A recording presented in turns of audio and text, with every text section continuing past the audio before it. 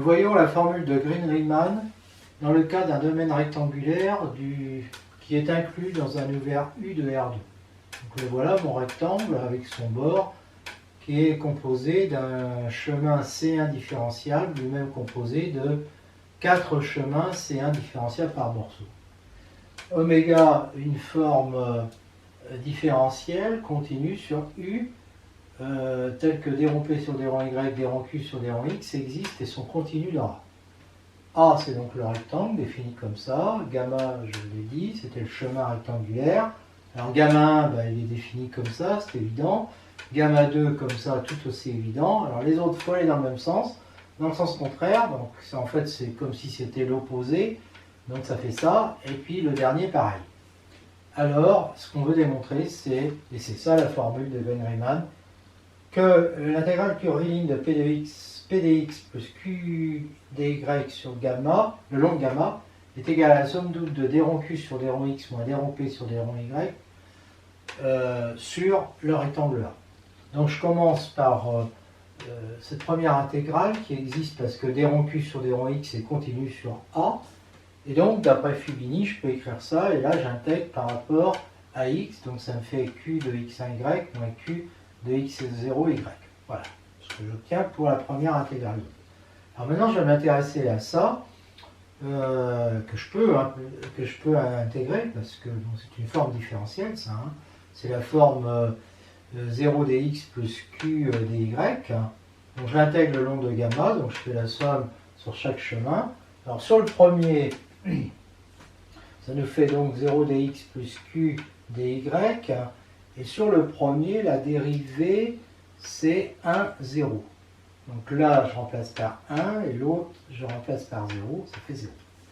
De même, pour le troisième, ça fera 0, je vous laisse vérifier. Maintenant, pour gamma 2. Gamma 2, c'est 0q plus q dy. Donc, et la dérivée pour gamma 2, ici, c'est 0, 1.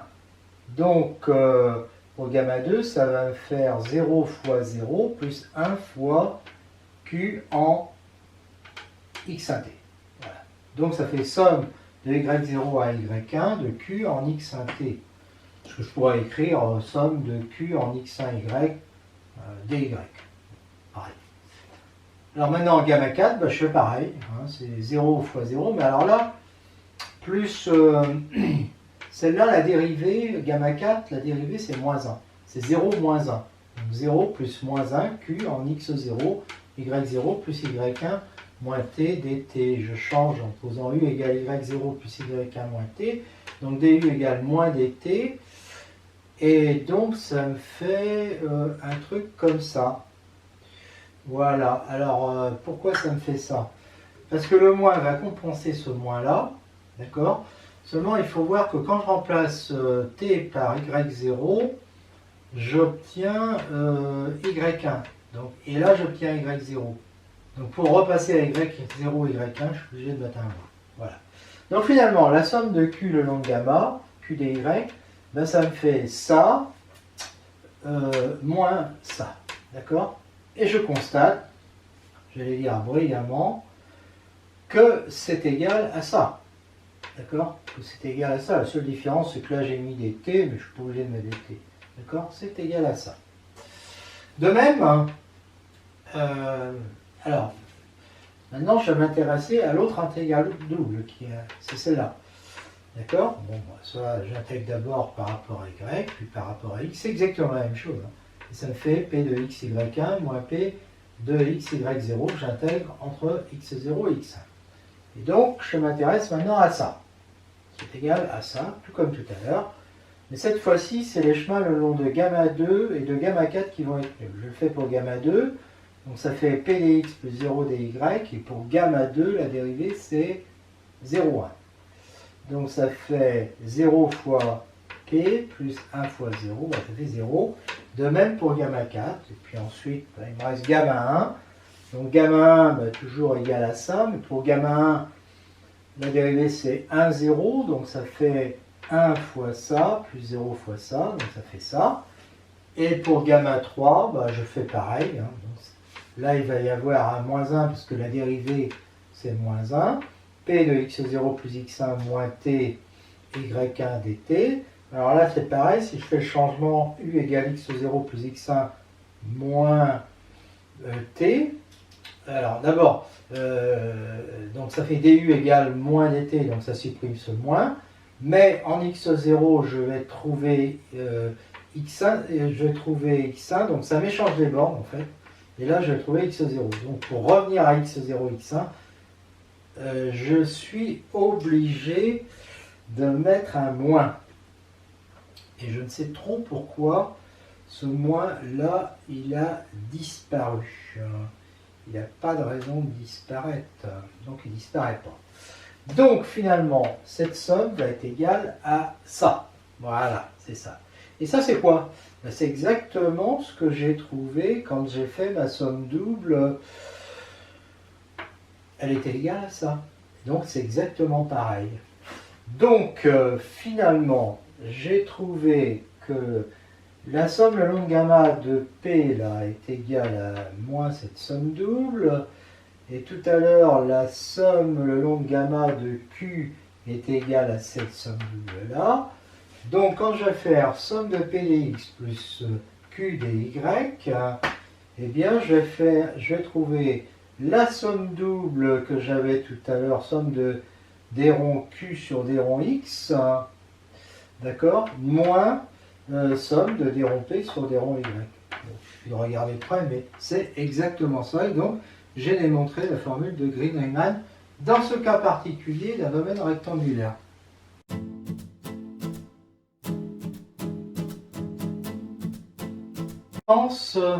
Si oméga est égal à P dx plus Q dy est une forme différentielle continue sur un ouvert connexe U de R2, que les dérivées partielles des ronds P sur des ronds Y, des ronds Q sur des ronds X existent et sont continues sur I, alors deux choses.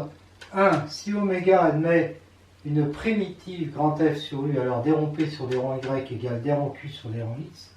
Et si U est un disque ouvert et que d rond P sur des ronds Y égale d rond Q sur des ronds X, alors oméga est une primitive sur U. Démonstration d'abord du 2.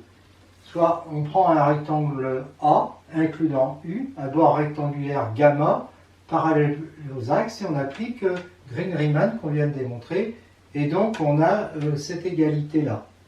Mais comme d rond P sur d rond Y est égal à d rond Q sur d rond X, on a ça qui est... on a ça qui est nul, et donc on a somme de oméga le long gamma qui est égal à 0. Et comme c'est vrai pour tout rectangle à bord parallèle aux axes, eh bien on a une propriété qui nous dit qu'oméga est une primitive. Voilà pour le 2. Pour le 1, supposons que f soit une primitive de oméga, donc oméga égale df, donc l'intégrale curviligne de oméga le long gamma est égale à 0 pour tout chemin C indifférenciable incluant U, et en particulier pour un rectangle A de bord parallèle aux axes. Donc quand on applique Green-Riemann, toujours ça, et bien là, du coup, comme ça, ça va être nul, on va en déduire que ça, c'est égal à 0. Supposons qu'on a un point x0, y0 de U, on ait d rond P sur d rond Y qui soit différent de d rond Q sur d rond X. Par exemple, que celui-là soit supérieur à celui-là. Comme la fonction qui a xy associe d rond P sur d rond X, d rond Y moins d rond Q sur des ronds X, donc cette fonction f de xy est continue sur U, parce que c'était dans nos hypothèses, alors il existe une boule ouverte B de centre x0, y0 de rayon R positive incluant U, avec f de xy supérieur à 0 sur B. On prend alors un rectangle A de bord gamma parallèle aux axes incluant B, et on va avoir somme sur A de f de xy, dx, dy, qui sera supérieur à 0, parce que c'est une fonction continue, et qui prend toutes ses valeurs supérieures à 0. Donc ça va être supérieur à 0, et ça contredit le fait que d rond P sur d rond Y, que la somme de d rond P sur d rond Y moins d rond Q sur d rond X, dx, dy, soit nulle sur le rectangle A. Hein, parce que dans nos hypothèses, ça devrait être nul sur tout rectangle. Alors là, j'en ai trouvé un où c'est pas nul. idem si f de x0 est inférieur à 0. Donc finalement, on ne peut pas avoir, ça, et donc ça veut dire que d rond p sur d rond y est égal à d rond q sur d rond x sur grand U, et alors c'est bien ce qu'on voulait démontrer. Conclusion. Si oméga est égal à p dx plus q dy est une forme différentielle de classe C1 sur un ouvert U de R2, on dira que oméga est localement exact si en tout point xy de U admet un voisinage ouvert V, par exemple une boule ouverte centrée en xy, sur lequel oméga a une primitive. De toute façon, quand il y a un voisinage ouvert, il y a une boule ouverte. Alors, dire que oméga est localement exact, ça équivaut à dire qu'on a ça sur B, ce que j'appellerais localement fermé. Donc, démonstration. Eh bien, dans ce sens-là, si elle est localement exacte, d'après ce qu'on a...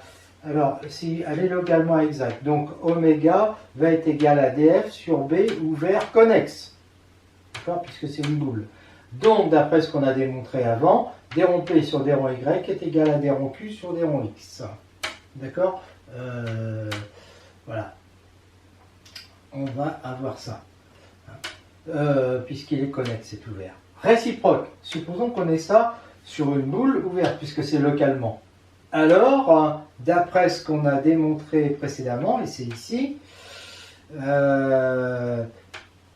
on en déduit qu'elle a une primitive sur la boule. Donc, ça y est, on a démontré l'équivalence.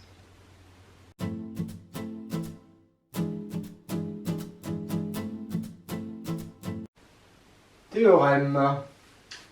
J'ai un chemin C1 différenciable par morceau sur l'ouvert U de R2 et j'ai une forme oméga différentielle continue admettant des dérivées.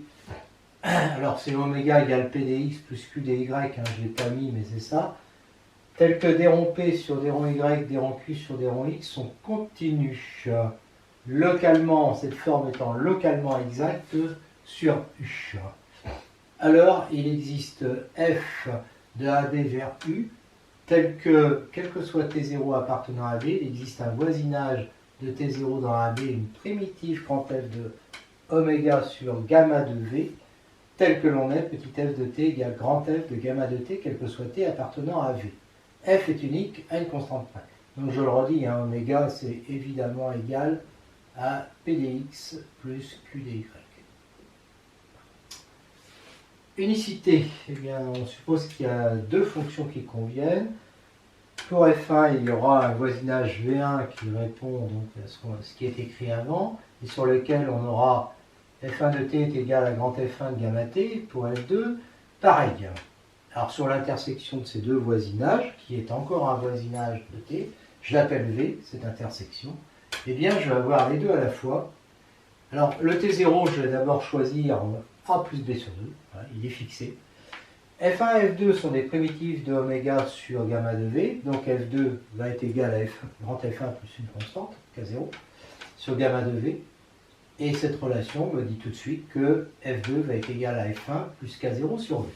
Soit delta, l'ensemble des T appartenant à B, tel que F2 de T moins F1 de T est égal à K0.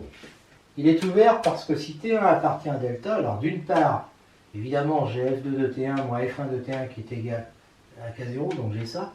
Mais en plus, d'après tout ce qui est écrit avant, il y aura un voisinage V1 de T1 sur lequel F2 de T moins F1 de T1 va être une constante K1. Moins F1 de T, pardon. Et comme T1 appartient à V1, F2 de T1 moins F1 de T1 va être égal à K1. Et donc avec ça, ça nous donne aussitôt que K0 est égal à K1. Et donc F2 moins F1 est égal à K0 sur V1. Donc V1 appartient à delta, qui est donc ouvert, puisque quel que soit T1 appartenant à delta, j'ai un voisinage de T1 qui est inclus dans delta. Il est fermé aussi parce que F1 et F2 sont continus et que delta est égal, puisqu'on veut avoir F2 moins F1 égale K0, c'est F2 moins F1 moins 1 du fermé K0. Et comme F2 moins F1 est continu, parce que F1 et F2 sont continus, on obtient donc que c'est la réciproque d'un fermé, c'est un fermé. Donc c'est un ouvert fermé non vide, parce que T0 appartient à delta, de AB connexe. Donc il va être tout entier égal à AB, donc F2 moins F1 est égal à K sur AB, et donc j'ai bien l'unicité. Existence pour T appartenant à AB, comme oméga est localement exact sur U, il existe une boule BT, donc qui contient T, telle que oméga est une primitive FT sur BT, et comme gamma est continu en T, il existe un voisinage T ouvert de T, donc tel que gamma de VT soit inclus dans VT, et comme les VT forment un recouvrement ouvert de AB qui est compact, on en extrait ce recouvrement de VTK, et on range les TK en ordre strict, et donc on aura TK appartenant à AB, tel que l'union des VTK, alors j'appelle VK, contient AB. Alors, les VK, là, quitte à les diminuer, à les rétrécir, je m'arrange. Là, par exemple, j'ai un VK, d'accord. Puisque leur réunion doit couvrir AB, ils se chevauchent, d'accord. Il y en a au moins, à chaque fois que j'en ai un, je suis sûr qu'il est chevauché par un autre à gauche, sauf si je suis complètement au bout, et à droite, sauf si je suis complètement au bout. Donc j'ai quelque chose comme ça, et je les diminue de façon à ce que ça se passe comme ça. C'est-à-dire, celui qui suit VK, là, il commence juste avant la fin de VK. Le VK plus 1 qui est en rouge, d'accord, il dépasse TK, et puis il est comme ça. Donc j'ai une intersection là, qui est non vide. D'accord. Et donc gamma VK inter gamma VK plus 1 est non vide. Et donc l'intersection des boules BK, BK plus 1 est non vide. Ah, oui, ce que je l'avais dit, gamma VK est inclus dans la boule BK de centre TK, où oméga a une primitive FK. Voilà. Quitte à ajouter une constante à FK plus 1, on va choisir FK plus 1 de façon que FK soit égal à FK plus 1. C'est-à-dire, éventuellement, le FK plus 1, je le descends ou je le monte, la courbe. Et donc, sur BK inter BK plus 1. On pose du coup f de t est égal à fk de gamma t sur vk, ce qui est possible, car si t appartient à vk inter vk plus 1, gamma t appartient à vk inter vk plus 1, et là, ils ont la même fonction. Donc le fk de gamma t donnera le fk plus 1 de gamma t. Donc il faut regarder avec le dessin, il n'y a pas d'incohérence à écrire ça. Donc j'ai une vraie fonction qui est définie, et j'ai f de t égale grand fk de gamma t, et fk est une primitive de oméga sur gamma de vk. Ah oui, alors, donc j'ai ça. Quel que soit t appartenant à AB, il existe k, forcément, puisque les vk recouvrent AB, il existe k tel que t appartient à vk. Voisinage de t sur AB. D'accord. Et donc f de t va être égal à fk de gamma t, où fk, grand fk est une primitive de oméga sur gamma vk qui est inclus dans vk, et donc c'est parfait. Ça répond exactement aux critères du théorème.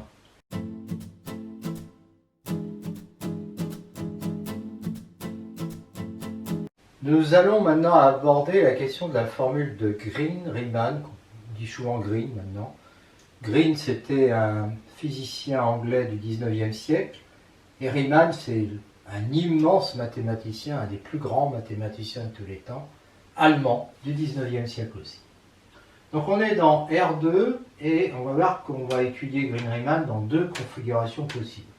Donc je prends la première, la deuxième ressemble beaucoup, avec deux courbes associées à deux fonctions f1 et f2 de AB dans R continues, telles que f1 est inférieur ou égal à f2, donc il y a une courbe qui est sous l'autre.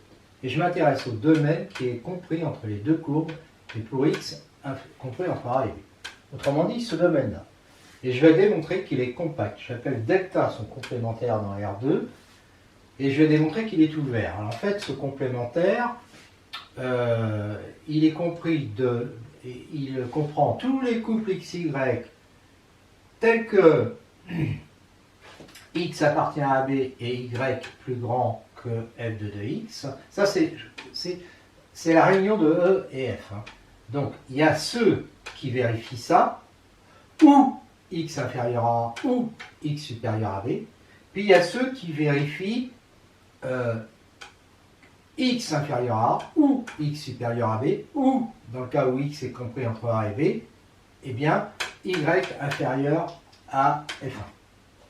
Montrons que E est ouvert. Donc soit x0, y0 appartenant à E, il peut être là, là, il peut même être là, juste au-dessus ou là. Si x0 est inférieur à A, comme ça c'est un ouvert, on pourra trouver une boule qui est inclus là-dedans et donc qui va être inclus dans E. Idem si x0 est supérieur à B. Quand on est à gauche ou à droite, c'est facile de mettre dans une boule. Si x0 est compris entre A et B, alors y0 est supérieur à f2 de x0 et je pose R égale y0 moins f2 de x0 sur 2, qui est un nombre strictement positif. F2 est continu en x0. Donc il existe nu positif que je vais choisir inférieur à R. Tel que si x appartient à AB et que x moins x0 en valeur absolue est inférieur à nu, alors f2 de x moins f2 de x0 est inférieur en valeur absolue à R. C'est la continuité. Si je prends xy appartenant à cette boule-là avec x appartenant à B, je vais donc avoir ça, qui implique ça. Et je vais avoir ça, qui se traduit par ça. Y va donc être supérieur à y0 moins nu, mais le y0 c'est 2r plus f2 de x0, et je sais que f2 de x0, il est supérieur à f2 de x moins r. Donc ça me fait ça. Et comme r moins nu est strictement positif, j'obtiens que y est supérieur à f2 de x. Donc xy appartient à B. Parce que ça, c'est positif. Donc, si, pardon, c'est pas ce que je voulais dire. Si xy appartient à B et x appartient à B. Donc xy appartient à B. Voilà. Mais, si on a xy appartenant à B, mais que par contre le x il est inférieur à A ou supérieur à B, bah, de toute façon il va être dans E, puisqu'il sera inférieur à A ou supérieur à B. Donc je vois que E est ouvert, de même F est ouvert, donc la réunion des deux est ouverte, et donc le complémentaire est fermé. F2 est continu, donc majoré. Donc si xy appartient à D, eh bien je vais avoir y inférieur ou égal à f2 de x, qui est inférieur, il y a un majorant grand M. D'accord? Puisque, voilà. Et F1 est continu minoré, donc là, F1 va toujours être supérieur ou égal à M, donc comme y est supérieur, je vais avoir ça. Donc en fait, D est borné, parce que si xy appartient à D, eh bien xy appartient à ça pour x, croix ça pour y. D'accord? Or ça, évidemment, produit de deux segments, c'est borné. Donc D est fermé borné. Donc comme on est dans R2, il est compact. Voilà. Alors dans cette configuration, D est égal à l'ensemble des couples XY vérifiant. Alors c'est Y la variable, là. Donc Y entre A et B.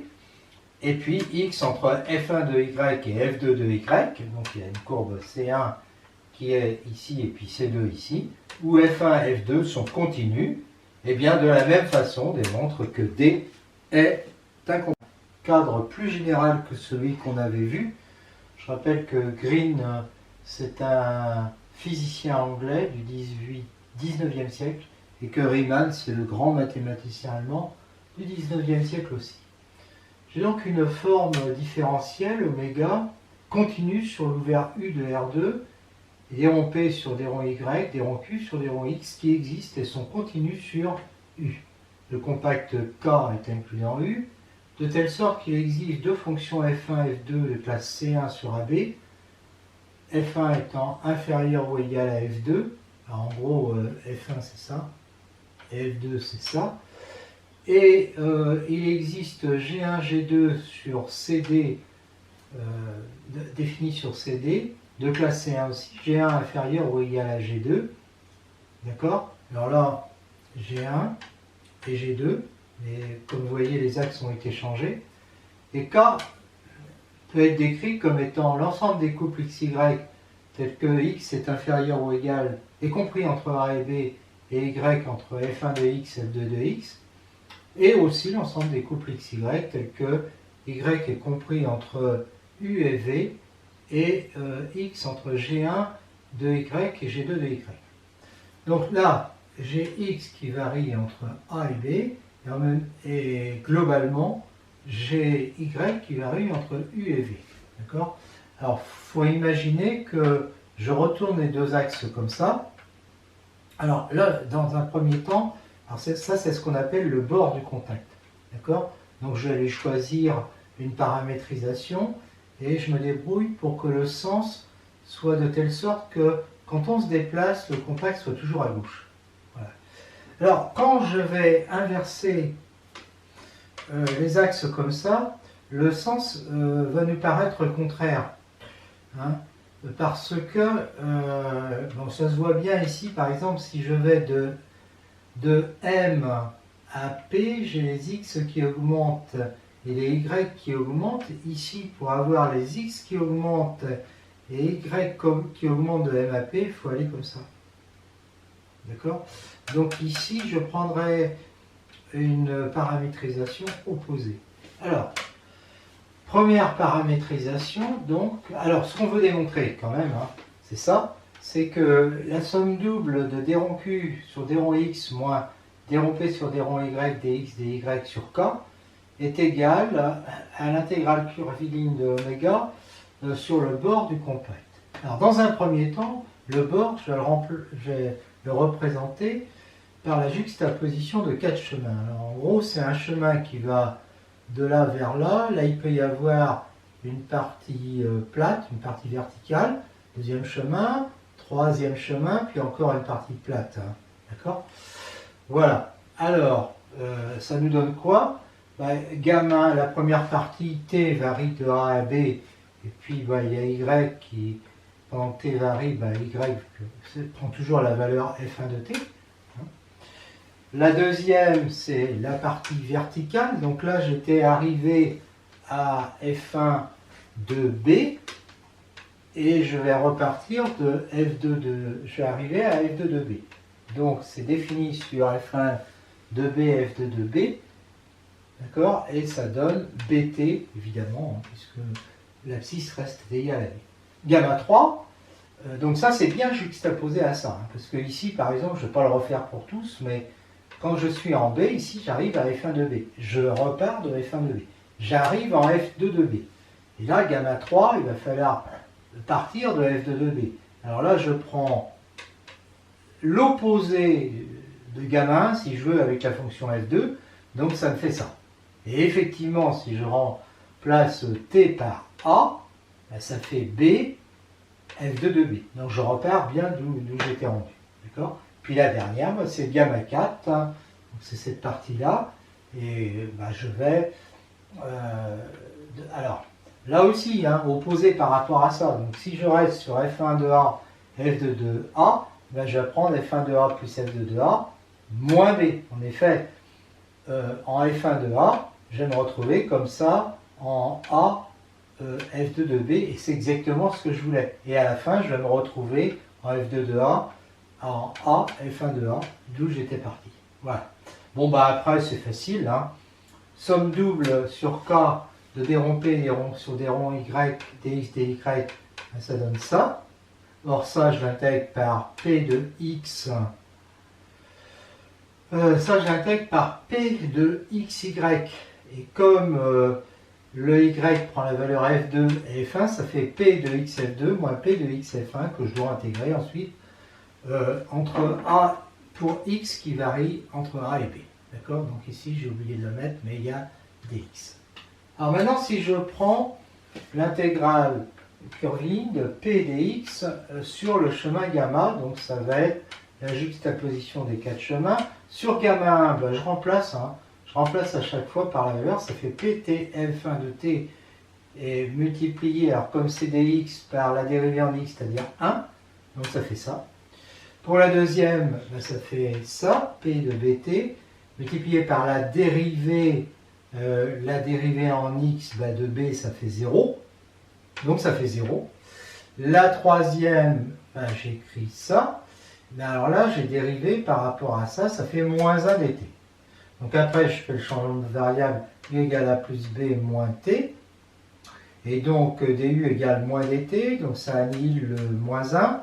Et donc je me retrouve avec somme de b à a de p de u, f de u, du. Et donc moins somme de a à b de p de x, f2 de x dx. Pour gamma 4, c'est le pendant de gamma 2, je fais ça. Et là, je dérive par rapport à a, ça fait 0. Et donc, finalement, quand je fais le total de cette somme, ça fait ça. Donc, P de x f1, là, que j'intègre entre a et b, moins P de x f2, que j'intègre entre a et b. Et donc, je vois que c'est l'opposé de la somme double que j'avais calculée. Donc, somme double est égale à l'opposé. Alors maintenant, je change donc de paramétrisation. Donc je fais la même chose. Les x sont inversés par rapport aux y, mais à la fin, mon chemin sera opposé. Alors attention. Donc, le chemin gamma 1, bah, c'est pareil. C'est la même description que là. D'accord? Sauf que x joue le rôle de y et y le rôle de x. Des ronds q sur, somme double de des ronds q sur des ronds x, dx, dy. Bah, je fais pareil. J'intègre des ronds q sur des ronds x par q de x, y, entre ça et ça. Et donc, ça me fait somme de u à v de q de g de y, moins q de g1y, y, dy. Somme de q le long de gamma.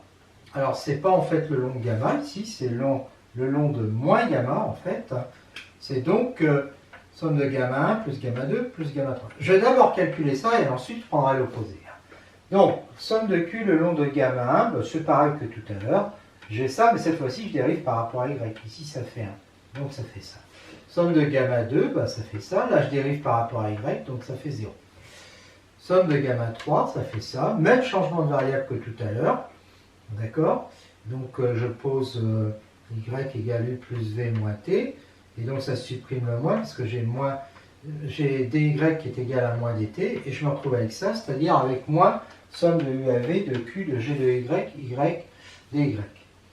Et somme sur gamma 4, ben c'est ça. Là, je dérive par rapport à la deuxième, donc par rapport à u qui est constant, ça fait 0. Et donc, je trouve 0. Donc, finalement, la somme des 4, là, ça fait q en g1 de y, enfin, l'intégrale, moins q en g2 de y, dy. Et pour la somme double, j'avais trouvé l'opposé, je crois. J'avais trouvé l'opposé.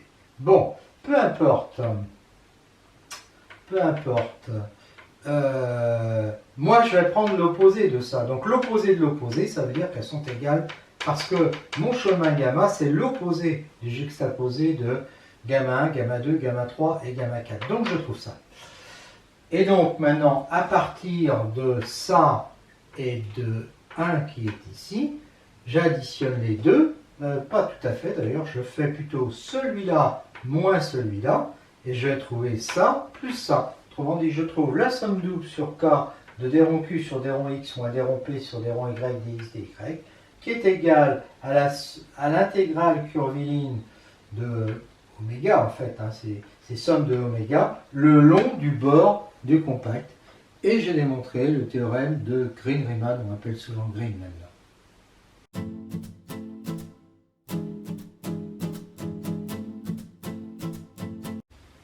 Le théorème de Green-Riemann va permettre de calculer l'aire des compacts que j'appellerais simples ou élémentaires, c'est-à-dire des compacts qui peuvent être définis par une courbe fonction de x, d'accord, mais qui peuvent aussi être définis par une courbe fonction de y.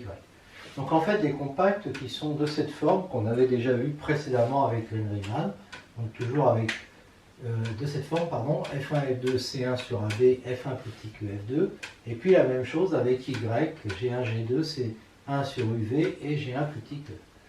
Alors l'aire du compact peut être égale, donc c'est ça, c'est somme des 1 dx dy, somme double, donc ça fait somme sur le bord de x dy égale somme sur le bord de moins y dx, et évidemment je peux faire la somme des deux et diviser par 2. Donc la démonstration, je prends oméga égale x dx, c'est-à-dire 0 dx plus x dy, donc p égale 0, q égale x, qui sont c infini, d rond q sur d rond x est égal à 1, d rond p sur d rond y égale 0.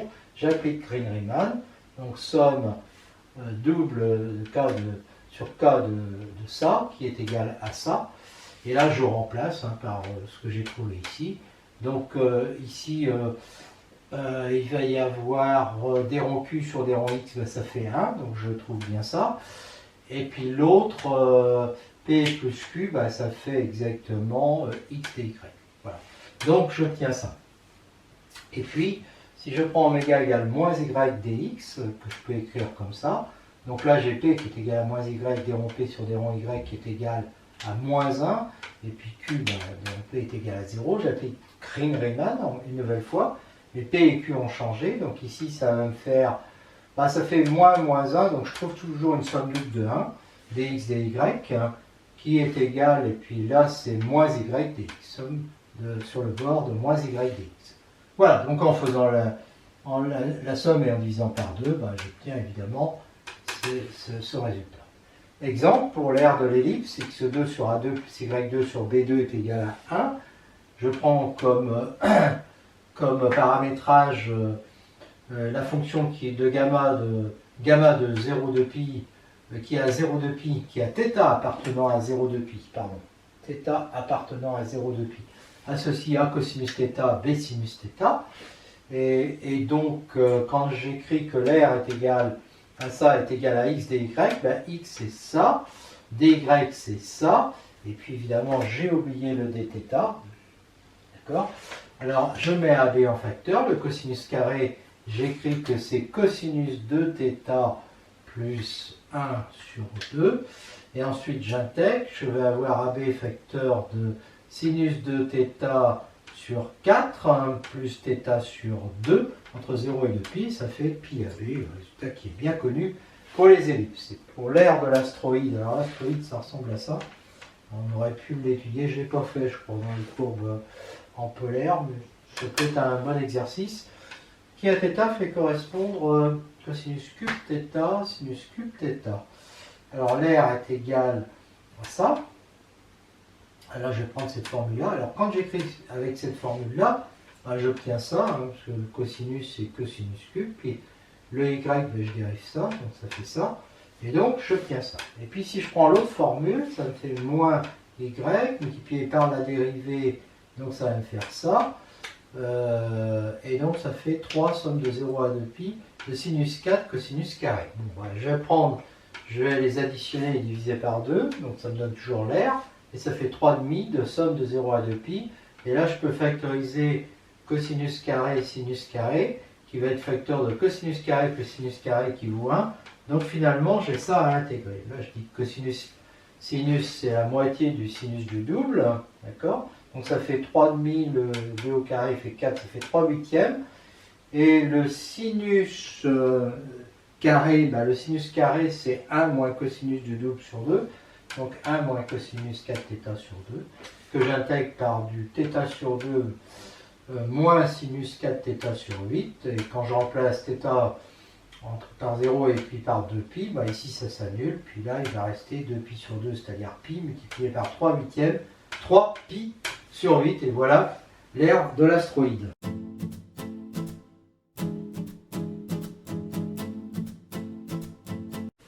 Remarque, la formule précédente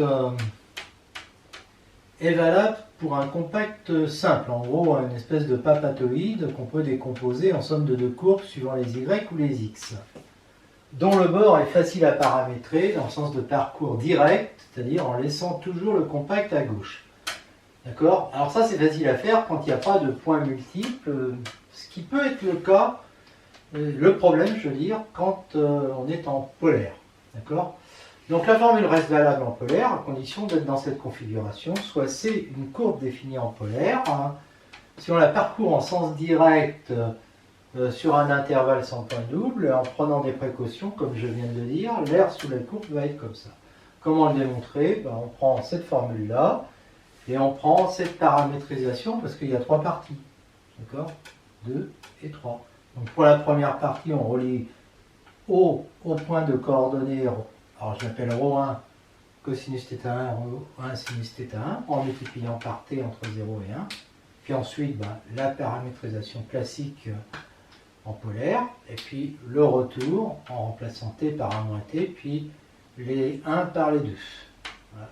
Et donc on a la somme de ces trois intégrales curvilignes, donc à chaque fois le x est multiplié par dy, donc ça fait ça. Alors là j'intègre directement entre 0 et 1, ça fait ça. Et puis ici, il faut veiller à dériver ici, donc ça fait ρ' sinus θ plus ρ cosinus θ. D'accord. Voilà, et puis ça, et je simplifie donc. Et après, je fais la même chose avec moins intégrale de y dx. Et donc, toujours pareil, hein, sauf qu'on échange les x et les y. Voilà.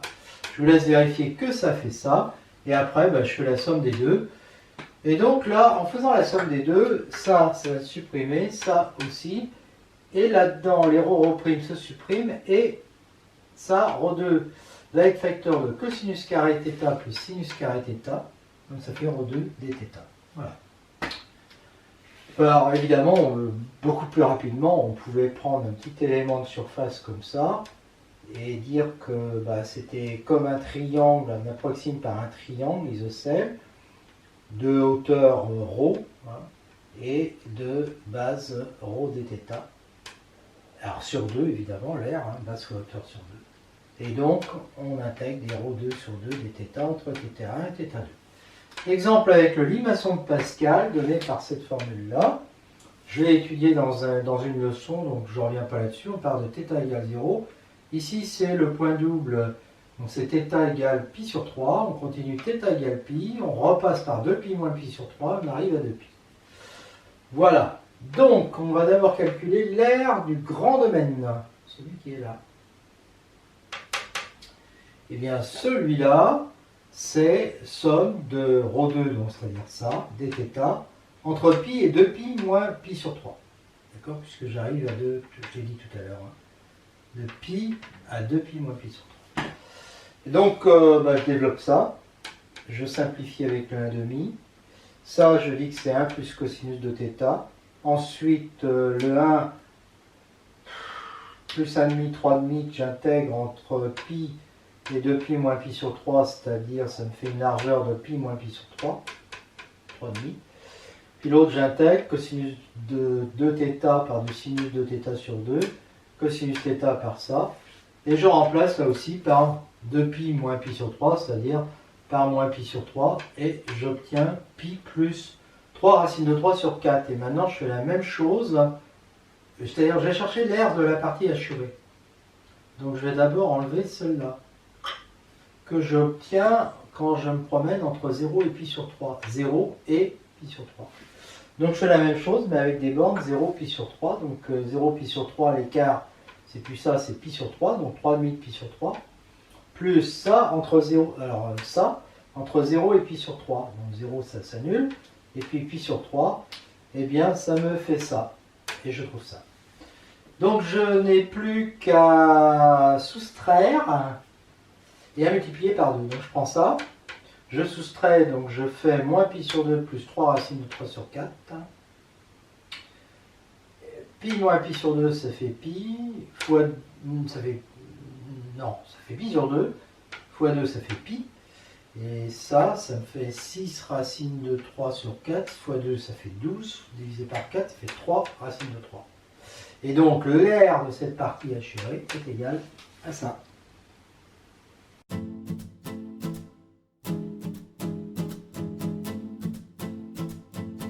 Deux exemples dans lesquels on applique la formule de Green-Riemann. On vérifie en fait qu'elle fonctionne bien. Somme double de xy, dx, dy sur ce domaine-là que j'ai représenté ici par un triangle. Donc on va prendre par exemple q de xy égale x de y sur 2. Donc cette forme-là, qui est c infini sur R2, et dont on vérifie facilement que des ronds q sur des ronds x est égal à xy, c'est ce qu'on veut, et à ce moment-là on prend p égale 0. Et donc on a somme sur D de D rond Q, alors ça c'est Riemann, moins D rond P sur D rond Y, dx, dy, qui est égal à l'intégrale curviligne de oméga le long du bord de D. Donc ça veut dire que cette intégrale double va être égale à la somme de x2y sur 2dy en prenant, alors le chemin qu'on prend c'est celui-là, juxtaposé à celui-là et à celui-là. Donc voici les détails ici. D'accord? Donc chemin c'est 1 par morceau et on additionne les chemins. Donc ça nous fait premier chemin. Alors à chaque fois il faudra dériver par rapport à y.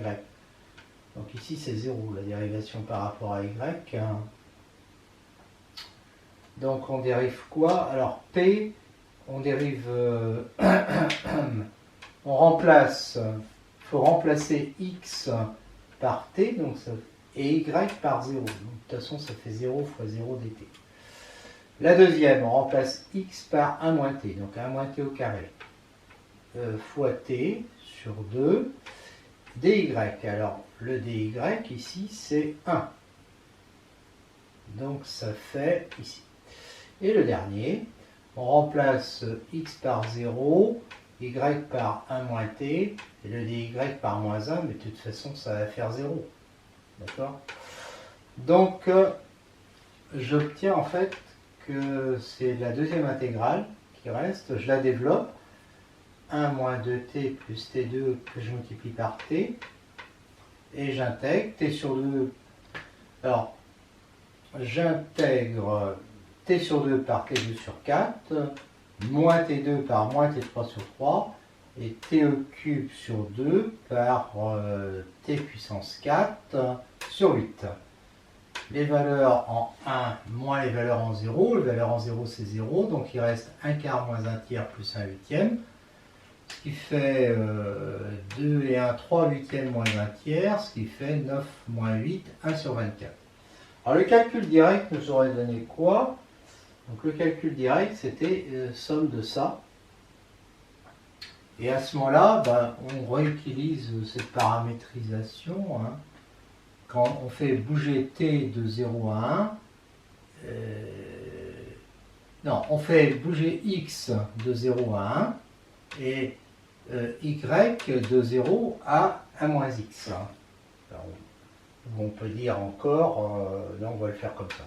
Donc x de 0 à 1, y de 0 à 1 moins x, et je remplace x, y, donc, alors d'abord ça par Fubini, d'accord, et x, le y, donc ça fait somme de, ça je l'intègre par rapport à y, hein, donc ça fait x, y2 sur 2 entre 0 et 1 moins x, d'accord, que j'intégrerai ensuite par rapport à x. Alors entre 0 et 1 moins x, donc en y égale 1 moins x, ça nous fait x 1 moins x au carré sur 2, et puis en 0, bah, quand je remplace y par 0, ça fait 0.